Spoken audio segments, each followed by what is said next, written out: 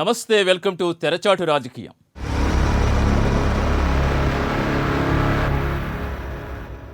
కేసీఆర్ సర్కార్కు ఆ లెక్కలు దినదినగండంగా మారాయా? అదేంటి, కేసీఆర్కి ఆ పరిస్థితి ఏంటంటారా? అవును, మీరు వింటున్నది నిజమే. ప్రభుత్వ ఉద్యోగుల జీతాలు చెల్లించలేక నానా అవస్థలు పడుతోంది ప్రభుత్వం. ఈవేళకి ఇంకా కొంతమంది ఉద్యోగులకు జీతాలు రాలేదంటే ఆర్థిక పరిస్థితి ఎంత గందరగోళంగా ఉందో అర్థం చేసుకోవచ్చు. కొత్త అప్పులు తెచ్చుకోవడానికి కేంద్రం కొర్రీలు పెడుతోంది. మోదీతో రాజకీయంగా విభేదిస్తున్న కేసీఆర్కు అప్పుల విషయంలో కేంద్రం చుక్కలు చూపిస్తోందట.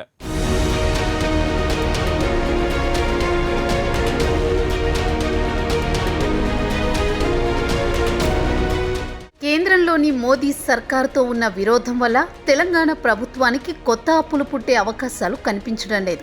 నిన్నటి వరకు ఓ లెక్క ఇప్పుడో లెక్క అన్న డైలాగ్ మాదిరిగా టోటల్ సీన్ మారిపోయింది. కేసీఆర్ను కేంద్రం పెద్దగా పట్టించుకోవడం లేదన్న వాదనకు ఆధారాలు ఉన్నాయి.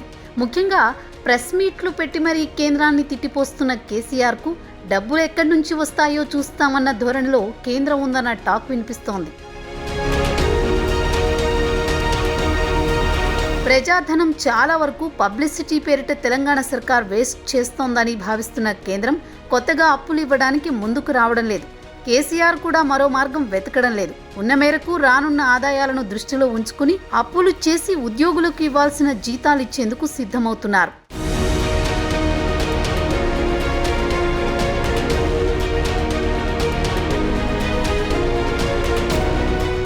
భూముల వేలంతో కొంత డబ్బులు తెచ్చుకోవాలనుకుంది ప్రభుత్వం.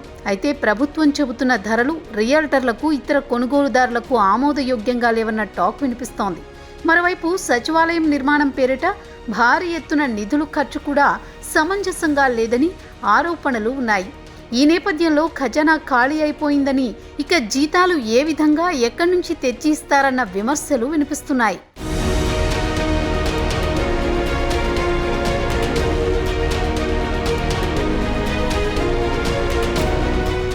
ఒకటో తారీఖున జీతం రావాలి, కానీ రాలేదు. పోనీ మొదటి వారంలో రావాలి, కానీ రాలేదు. ఇప్పుడు 13వ తారీఖు జూలై నెల. పోనీ ఇప్పుడైనా జీతం వచ్చిందా అంటే కొందరికే అన్న సమాధానం వినిపిస్తూ ఉంది. ఇది తెలంగాణ ప్రభుత్వ ఉద్యోగుల పరిస్థితి. ఇప్పటికీ చాలా జిల్లాల్లో ఉద్యోగులకు జీతాలు అందలేదట.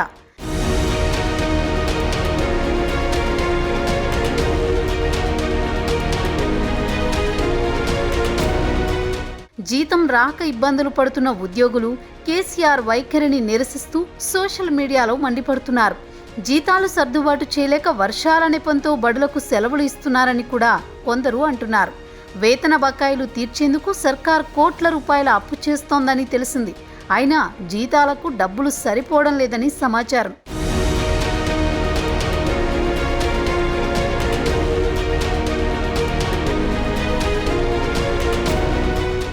సర్కారు తీరుపై విపక్షాలు విరుచుకుపడుతున్నాయి. తెల్లారితే చాలు బంగారు తెలంగాణ మాది, ఘనమైన పాలన అందిస్తున్నామని ఎలా చెప్పుకుంటున్నారని మండిపడుతున్నాయి. మిగులు బడ్జెట్తో ఏర్పడిన తెలంగాణ అప్పుల తెలంగాణగా మిగిలిపోయిందని విపక్షాలు ధ్వజమెత్తుతున్నాయి.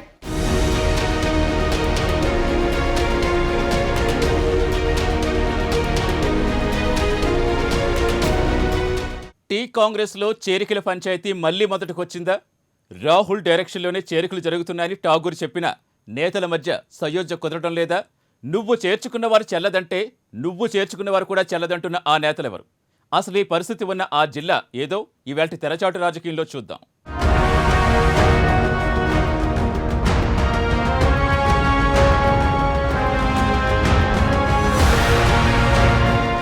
తెలంగాణ కాంగ్రెస్లో గత కొద్ది రోజులుగా ప్రజా సమస్యలతో పాటు పార్టీ బలోపేతంపై దూకుడుగా వెళ్తోంది.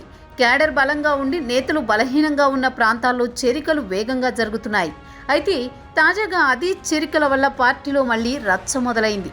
నువ్వు చేర్చుకున్న వారు చెల్లదంటే నువ్వు చేర్చుకున్న వారు చెల్లుతుందా అంటూ కోల్డ్ వార్ నడుస్తోంది.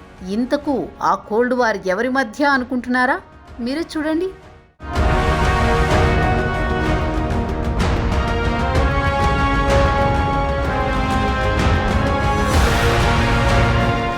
తెలంగాణ కాంగ్రెస్ పార్టీలో చేరికలు వేగంగా జరుగుతుండడం, ఎవరికి వారే పార్టీలో చేర్చుకుంటుండడంతో పార్టీలో కొంతమంది నేతల మధ్య అసంతృప్తి మొదలైందట.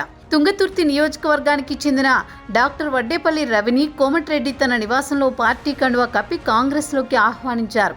ఈ కార్యక్రమానికి ఇతర కాంగ్రెస్ నేతలెవరూ హాజరు కాలేదు. అయితే గత ఎన్నికల్లో తుంగతుర్తిలో అద్దంకి దయాకర్ తాను ఓడిపోవడానికి డాక్టర్ రవి రెబల్గా పోటీ చేయడం వల్లే తాను స్వల్ప ఓట్ల తేడాతో ఓడిపోయానని అధిష్టానానికి ఫిర్యాదు చేశారు.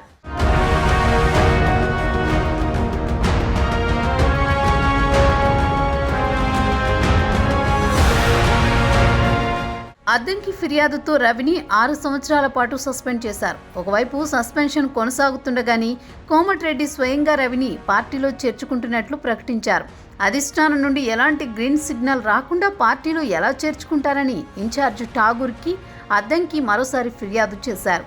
దాంతో రవి చేరిక చెల్లదని ఠాగూర్ తేల్చేశారట.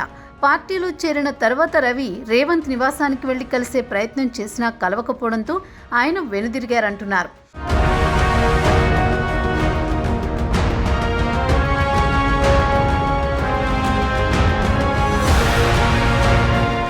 మరోవైపు దేవరకొండ నియోజకవర్గానికి చెందిన బిల్యానాయక్ గాంధీ భవన్లో రేవంత్ రెడ్డి సమక్షంలో తిరిగి కాంగ్రెస్ గూటికి చేరారు. అయితే బిల్యానాయక్ గత ఎన్నికల్లో రెబల్గా పోటీ చేయడం వల్లే బాలునాయక్ ఓడిపోయారని, వడ్డేపల్లి రవి చేరిక చెల్లనప్పుడు బిల్యానాయక్ చేరిక ఎలా చెల్లుతుందని కోమటిరెడ్డి ప్రశ్నిస్తున్నారు. మరోవైపు బిల్యానాయక్ చేరిక అంశం నల్గొండ జిల్లా నేతలైన తమకు, కోమటిరెడ్డి వెంకటరెడ్డి, ఉత్తమ్ కుమార్ రెడ్డికి కనీస సమాచారం లేకుండా పార్టీలో ఎలా చేర్చుకుంటారని కోమటిరెడ్డి ఆగ్రహం వ్యక్తం చేస్తున్నారట.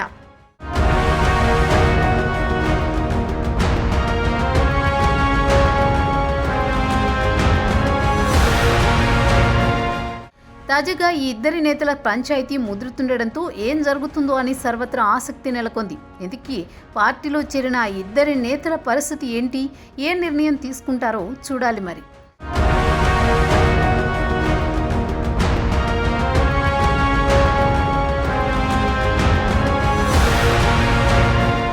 అక్కడ తమదే రాజ్యం అంటుంది అధికార పక్షం. నిజంగానే అక్కడ అన్ని ఎన్నికల్లో వైసీపీ రాజ్యం నడిచింది. అలా వైసీపీకి కంచుకోటగా ఉన్న ఆ జిల్లాలో నేతలకు మధ్య విభేదాలు తారాస్థాయికి చేరాయా? ఒకరి నియోజకవర్గాల్లో మరొకరు వేలు పెడుతూ తెరచాటు రాజకీయం చేస్తున్నారా? ఒకరిని ఒకరు ఓడించాలని చూస్తున్నారా? ఆ క్రమంలో ఒక ఎమ్మెల్యే చేసిన వ్యాఖ్యలకు అర్థమేంటి? నేతల మధ్య వైరం వచ్చే ఎన్నికల్లో పార్టీకి నష్టం మిగల్చబోతుందా? ఇంతకీ ఆ జిల్లా ఏదో, అక్కడి అధికార పక్ష నేతల రాజకీయాలేంటో ఈవేళ తెరచాటు రాజకీయంలో చూద్దాం.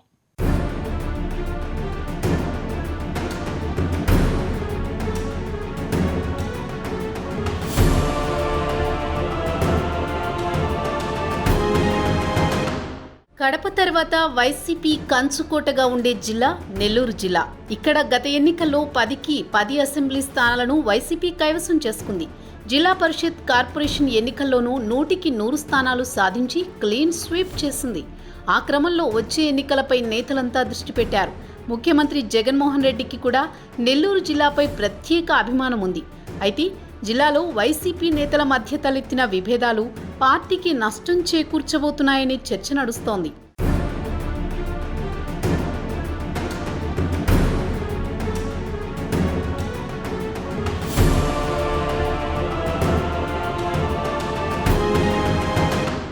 ముఖ్యంగా ఎమ్మెల్యేల మధ్య భారీగానే వివాదాలు నెలకొన్నట్లు కనిపిస్తోంది. ఒకరి నియోజకవర్గాల్లో మరొకరు తలదూరుస్తూ ఆ నియోజకవర్గాల్లో ఎమ్మెల్యేలను ఓడించాలనే ప్రయత్నాలు చేస్తున్నారనే అనుమానాలు వెల్లువెత్తుతున్నాయి. మొన్నటి వరకు తాజా మాజీ మంత్రుల మధ్య చోటు చేసుకున్న వివాదాలు మరవకముందే మరో వివాదం తెరపైకి వచ్చింది. తాజాగా నెల్లూరు రూరల్ ఎమ్మెల్యే కోటమిరెడ్డి శ్రీధర్ రెడ్డి చేసిన వ్యాఖ్యలు రాజకీయ దుమారాన్ని రేపుతున్నాయి.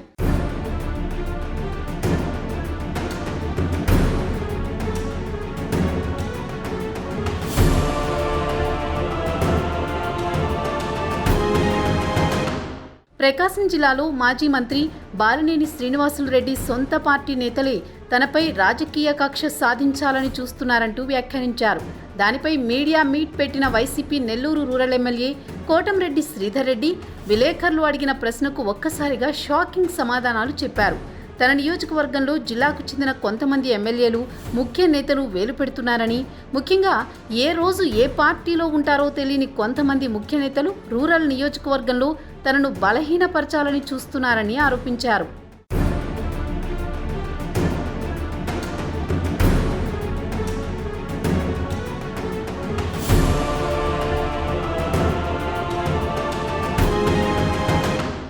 ఈ ప్రయత్నాల వల్ల తననేమీ చేయలేరని, రూరల్ ప్రజల అండ, ముఖ్యమంత్రి జగన్ ఆశీస్సులు ఉన్నంతకాలం ఎవరెన్ని కుట్రలు పన్నినా తనకి ఏం నష్టం లేదని కోటంరెడ్డి ధీమా వ్యక్తం చేశారు.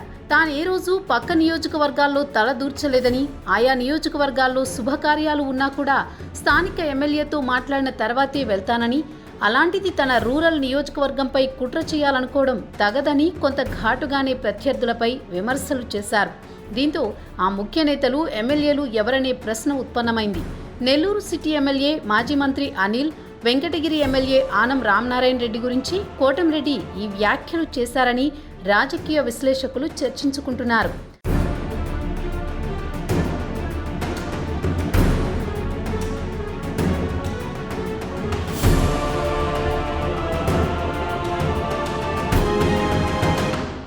రామలక్ష్మణులుగా పిలుచుకునే అనిల్, శ్రీధర్ రెడ్డిల మధ్య కొంతకాలంగా పొసగడం లేదనే వార్తలు వినిపిస్తున్నాయి.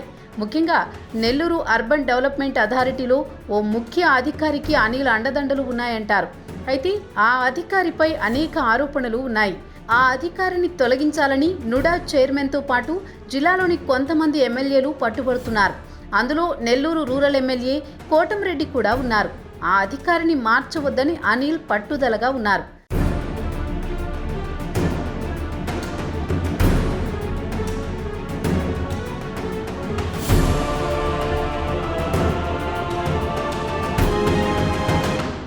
ఆ క్రమంలో కొంతమంది వద్ద కోటంరెడ్డి గురించి అసందర్భ వ్యాఖ్యలు చేయడంతో పాటు రూరల్లో ఉన్న తన సామాజిక వర్గ నేతలు, కొంతమంది అనుచరులను కోటంరెడ్డికి దూరం చేసే ప్రయత్నం అనిల్ చేశారట. దీంతో కోటంరెడ్డి ఉగ్ర రూపం దాల్చారు. కొద్ది రోజులుగా గడప గడపకు తిరుగుతూ సొంత క్యాడర్ని పెంచుకుంటున్న శ్రీధర్ రెడ్డికి ఈ విషయం విన్న వెంటనే చిర్రెత్తుకొచ్చిందట. దీనికి తోడు ఆనం కుటుంబానికి కూడా నెల్లూరు రూరల్లో కొంత పట్టు ఉంది. ఈ క్రమంలో ఆనం సోదరుల్లో ఒకరైన ఆనం విజయ్ కుమార్ రెడ్డికి రూరల్లో బలపరిచేందుకు ఆనం కుటుంబం ప్రయత్నాలు ప్రారంభించిందట. ఓ దశలో విజయ్ కుమార్ రెడ్డి, శ్రీధర్ రెడ్డికి మధ్య విభేదాలు తారాస్థాయికి చేరాయి. దీంతో శ్రీధర్ రెడ్డి వ్యాఖ్యలు సిటీ, వెంకటగిరి ఎమ్మెల్యేలు అనిల్, ఆనంకి తగిలాయనేది రాజకీయ వర్గాల టాక్.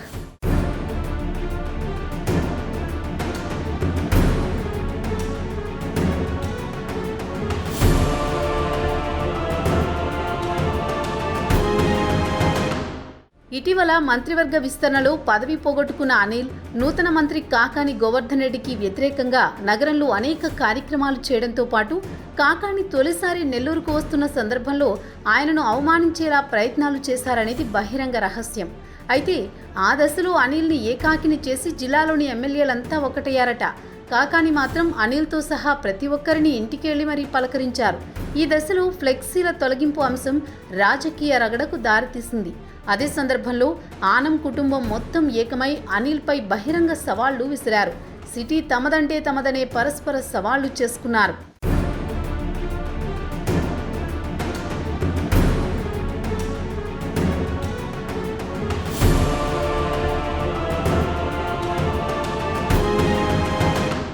దీంతో వచ్చే ఎన్నికల్లో ఒకరి ఓటమికి మరొకరు దేనికైనా సిద్ధమైనట్లు కనిపిస్తున్నారని రాజకీయ విశ్లేషకులు అంచనా వేస్తున్నారు. అనిల్ వర్సెస్ కోటంరెడ్డి శ్రీధర్ రెడ్డి, ఆనం రామనారాయణ రెడ్డి, కాకాని గోవర్ధన్ రెడ్డిల మధ్య ప్రధానంగా వార్ నడుస్తోంది. మధ్యలో నల్లపురెడ్డి ప్రసన్నకుమార్ రెడ్డి తన పని తాను సైలెంట్గా చేసుకుపోతున్నప్పటికీ కోవూరు నియోజకవర్గంపై జిల్లాకు చెందిన ప్రముఖ నేత ఆయన సతీమణి కోసం కన్నేసినట్లు సమాచారం. మరోవైపు ఉదయగిరి నియోజకవర్గ ఎమ్మెల్యే మేకపాటి చంద్రశేఖర్ రెడ్డిని ఆయన కుటుంబమే వచ్చే ఎన్నికల్లో దూరం పెట్టి తాము సీటు తెచ్చుకోవాలనే కోరికతో ఉన్నట్లు టాక్. ఇక ఉమ్మడి నెల్లూరు జిల్లాలోని గూడూరు, సూళ్లూరుపేట, కావలి నియోజకవర్గాల్లో కూడా విభేదాలు తారాస్థాయికే చేరిపోయాయి.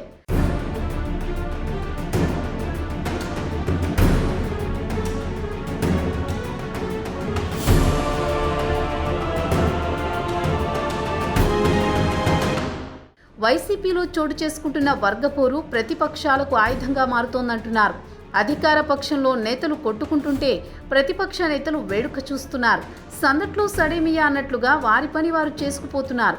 వైసీపీకి కంచుకోట అయిన ఈ జిల్లాల్లో జిల్లా అధ్యక్ష బాధ్యతను రాజ్యసభ సభ్యులు వేమిరెడ్డి ప్రభాకర్ రెడ్డి చేపట్టినప్పటికీ నేతలకు ఆయన అందుబాటులో ఉండకపోవడం, పైపెచ్చు ఆయనను కలిసి జిల్లా రాజకీయ పరిస్థితులను చర్చించేందుకు నేతలు కూడా సుముఖత చూపకపోవడం వంటి అంశాలు పార్టీకి తీవ్ర నష్టం తీసుకువచ్చే ప్రమాదం ఉందంటున్నారు.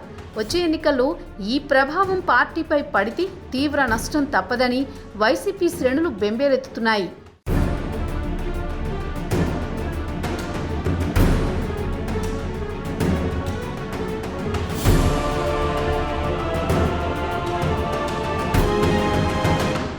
కమలనాథుల దక్షిణాది దండయాత్ర మొదలైందా? కర్ణాటకలో పాగా వేసిన కాషాయ దళం ఇప్పటికే తెలంగాణపై కన్నేస్తుంది. ఇటీవల హైదరాబాద్లో బీజేపీ జాతీయ కార్యవర్గ సమావేశాలు, బహిరంగ సభ సక్సెస్ కావడంతో బీజేపీలో జోష్ పెరిగింది. ఇతర పార్టీల నుంచి చేరికలపై వారు దృష్టి సారించారు. ఇంతకీ దక్షిణాదిపై మోదీ షాల వ్యూహం ఏంటో ఇవాల్టి తెరచాటు రాజకీయంలో చూద్దాం.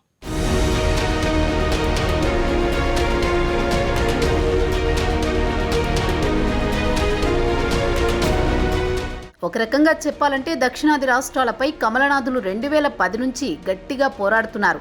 2011లో తొలిసారి కర్ణాటకలో కమల వికాసం ప్రారంభమైన తర్వాత ఇతర రాష్ట్రాల్లోనూ విస్తరించాలనేది బీజేపీ వ్యూహం. అయితే కర్ణాటకకు ఆవల మాత్రం విస్తరించలేకపోతున్నారు. కానీ ఇప్పుడు కర్ణాటక తర్వాత తెలంగాణ రాష్ట్రాన్ని ప్రతిష్టాత్మకంగా తీసుకున్నారు. తర్వాత ఈ ప్రభావం ఏ రాష్ట్రాలపై ఉంటుందనేది చూడాలి.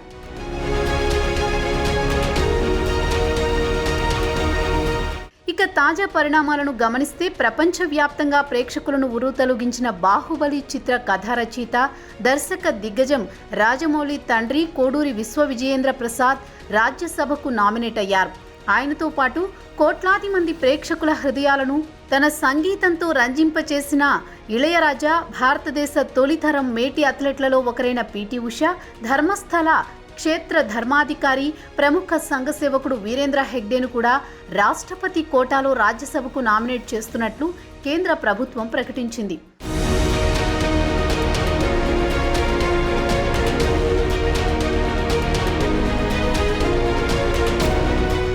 ఈ నలుగురు దక్షిణాది రాష్ట్రాలకు చెందినవారే కావడం ప్రాధాన్యం సంతరించుకుంది. విజయేంద్ర ప్రసాద్ ఆంధ్రప్రదేశ్కు చెందినవారు కాగా, ఇళయరాజా తమిళనాడు, వీరేంద్ర హెగ్డే కర్ణాటక, పీటీ ఉష కేరళ రాష్ట్రానికి చెందినవారు. దక్షిణాదిన బీజేపీని విస్తరించాలనే ప్రణాళికలో భాగంగానే రాజ్యసభకు వీరిని నామినేట్ చేసినట్లు రాజకీయ నిపుణులు విశ్లేషిస్తున్నారు. ఈ నలుగురిలో ఒకరు మహిళ, ఒకరు దళిత సామాజిక వర్గానికి చెందిన వ్యక్తి, మరొకరు మతపరమైన మైనారిటీ అంటే జైన్ వర్గానికి చెందినవారు. సబ్కా సాత్ సబ్కా వికాస్ విధానంలో భాగంగా ఇలా వివిధ వర్గాలకి మోదీ సర్కార్ అవకాశం కల్పించిందని ప్రభుత్వం విడుదల చేసిన ప్రకటనలో పేర్కొంది.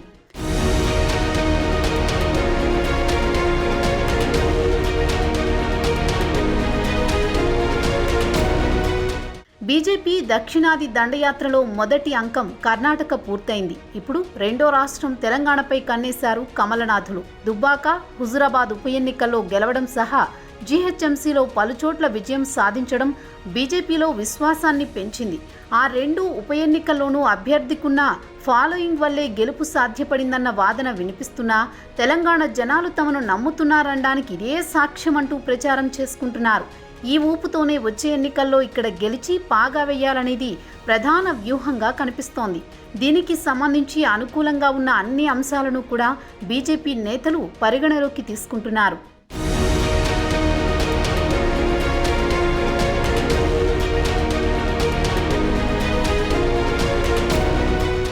తెలంగాణలో అధికారంలోకి రావడమే లక్ష్యంగా బీజేపీ పెద్దలు పెద్ద స్కెచ్ వేశారు. అందులో భాగమే ఇటీవలి బీజేపీ జాతీయ కార్యవర్గ సమావేశాలు. ప్రధాని మోదీ, బీజేపీ జాతీయ అధ్యక్షుడు జేపీ నడ్డా, కేంద్ర మంత్రి అమిత్ షా, ఇతర కేంద్ర మంత్రులు, బీజేపీ పాలిత రాష్ట్రాల ముఖ్యమంత్రులు, ఇతర నాయకులు భాగ్యనగరానికి భారీగా తరలివచ్చారు. ఎన్నో ఏళ్ల పాటు ఉద్యమం చేసి సాధించుకున్న తెలంగాణ అభివృద్ధి కేవలం ఓ కుటుంబానికే పరిమితం కాకూడదంటూ కేంద్ర మంత్రులు మండిపడ్డారు. అయితే మోదీ మాత్రం కేసీఆర్, టీఆర్ఎస్ పేరు ప్రస్తావించకపోవడం చర్చనీయాంశమైంది.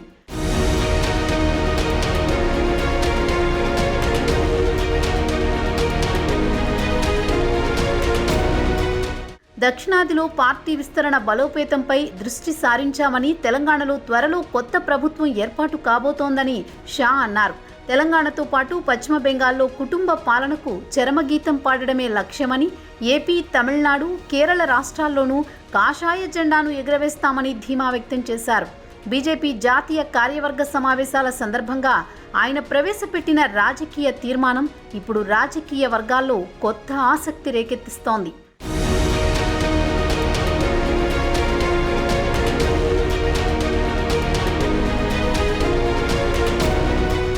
దక్షిణాది రాష్ట్రాల నుంచి బీజేపీకి జాతీయ స్థాయి నేతలు ఉన్నా అధికారం తెచ్చిపెట్టే నాయకులు మాత్రం కనిపించలేదు. కొన్నేళ్లుగా బీజేపీకి దక్షిణాది రాష్ట్రాల్లో చేదు అనుభవమే మిగిలింది. అయితే 2019 ఎన్నికల తర్వాత కమలం పార్టీలో కొత్త హోప్ మొదలైంది. తెలంగాణలో 4 పార్లమెంటు స్థానాలు గెలుచుకోవడంతో ఇప్పుడిప్పుడే పరిస్థితుల్లో మార్పు వస్తున్నట్లు కనిపిస్తున్నట్లు గ్రహించింది. మోదీ, అమిత్ షా ద్వయం తనదైన వ్యూహాలతో దక్షిణాది రాష్ట్రాల్లో పార్టీ ఉనికిని చాటేందుకు గట్టిగానే ప్రయత్నిస్తూ వస్తున్నారు.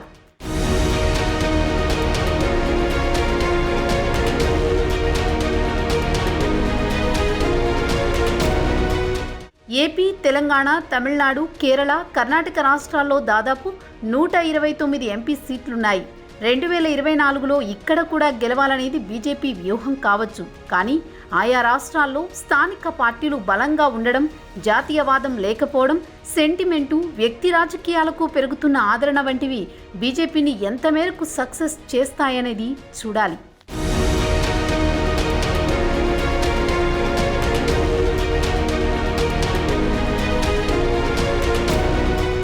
ఇది ఇవాల్టి తెరచాటు రాజకీయం. మరో ఎపిసోడ్తో మళ్ళీ కలుద్దాం. Keep watching prime 9 news. నిజం ఇదే మా ఇజం.